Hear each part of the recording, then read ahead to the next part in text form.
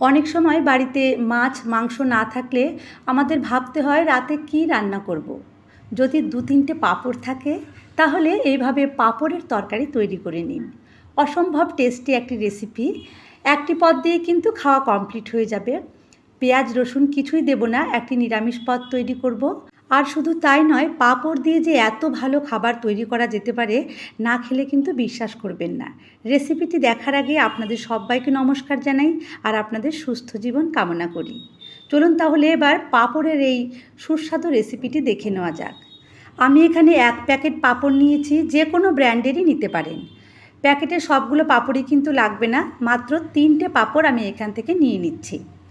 3টে পাঁপড়েই কিন্তু পরিবারের সবার জন্য খাবার তৈরি হয়ে যাবে।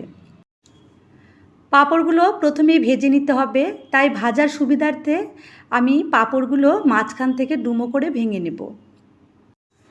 গোটা পাঁপড়টাই ভাজতে পারেন, তাহলে তেল বেশি লাগবে, আর এইভাবে ডুমো করে ভেঙে নিলে অল্প তেলেই খুব সুন্দর ভাজা হয়ে যাবে। 3টে পাঁপড় ভেঙে 6 টুকরো করে নিলাম। আপনারা কিন্তু আরও ছোটো টুকরো করেও ভেজে নিতে পারেন, নিজেদের সুবিধা মতো ভেজে নিতে হবে। এখন চলুন পাঁপড়গুলো ভেজে ফেলি। কড়াইয়ে পরিমাণ মতো সর্ষের তেল দিয়ে দিলাম। তেল গরম হবার পরে একে একে পাঁপড়গুলো দিয়ে ভেজে নেব। এই রান্নাটি আমি সর্ষের তেলে করছি, আপনারা চাইলে সাদা তেলেও করতে পারবেন, কোনো অসুবিধে নেই। পাঁপড়গুলো ভাজতে ভাজতে আমি আপনাদেরকে বলে নিই, যদি আপনি আমার চ্যানেলে নতুন হন আর আমার এরকম নতুন নতুন রেসিপিগুলো দেখতে চান, চ্যানেলটি যদি সাবস্ক্রাইব করা না থাকে তাহলে এক্ষুনি সাবস্ক্রাইব করে নিন। আর যেটা করতে হবে, সাবস্ক্রাইব করার পাশাপাশি পাশে বেল আইকনটি কিন্তু অবশ্যই অন করে রাখতে হবে, কারণ আমি যখনই নতুন রেসিপিগুলো আপলোড করব তার নোটিফিকেশান খুব তাড়াতাড়ি তাহলে আপনারা পেয়ে যাবেন। পাঁপড়গুলো কিন্তু আমি ভেজে নিলাম, সবগুলো পাঁপড়ই ভাজা হয়ে গেল। পাঁপড় ভেজে তেল ঝরিয়ে পাঁপড়গুলো তুলে নিতে হবে। এখন যেটা করতে হবে, প্রত্যেকটি পাঁপড়ই আমি ভেঙে নেব। যে কোনো শেপেই ভেঙে নিতে পারেন, ছোট বড় এর কোনো ব্যাপার নেই, জাস্ট রান্নার সুবিধার্থে পাঁপড়গুলো ভেঙে নিতে হবে। তো পাঁপড়গুলো ভেঙে নেবার পর এবার রান্নায় চলে যাওয়া যাক।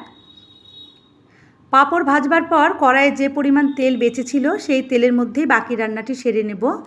এখন ফোড়নে দিচ্ছি একটি তেজপাতা আর একটি শুকনো লঙ্কা, আর দেব 2টো এলাচ, 2টো লবঙ্গ আর সামান্য পরিমাণে দারচিনি, আর ফোড়নে দেব 1/2 চামচ মতো গোটা জিরে।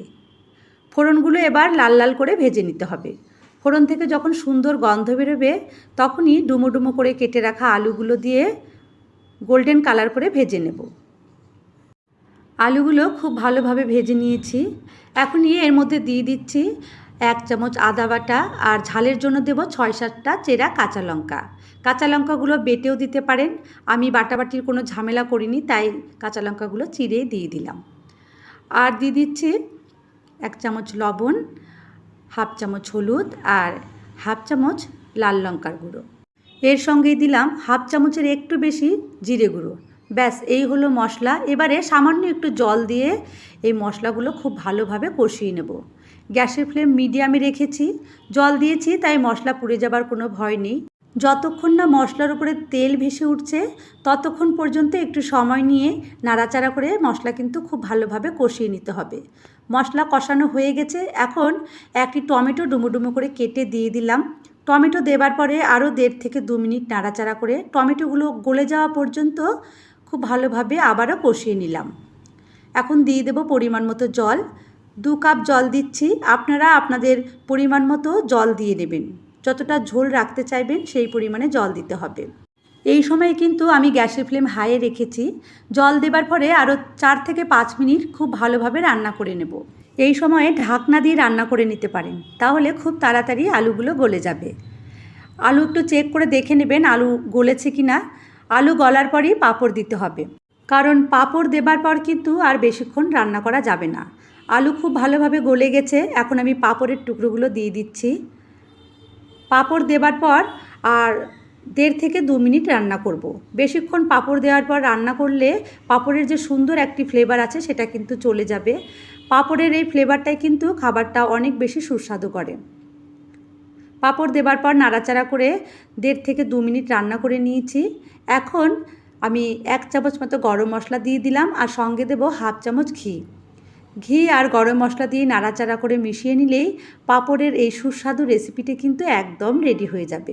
এই রেসিপিটি অনেকেই জানেন, আবার অনেকেই হয়তো জানেন না। সবার কথা ভেবেই রেসিপিটি শেয়ার করলাম। যদি ভালো লাগে আমাকে কমেন্ট করে অবশ্যই জানাবেন। মাত্র 3টে পাঁপড় দিয়ে কিন্তু পরিবারের সবার জন্য খাবার তৈরি হয়ে যাবে। খুবই কম খরচে তৈরি পাঁপড়ের এই রেসিপিটি যদি আপনাদের ভালো লাগে তাহলে প্লিজ আপনারা আমার চ্যানেলটি সাবস্ক্রাইব করে আমার পাশে থাকবেন। আজ তাহলে আসছি, সবাই ভালো থাকবেন, সুস্থ থাকবেন।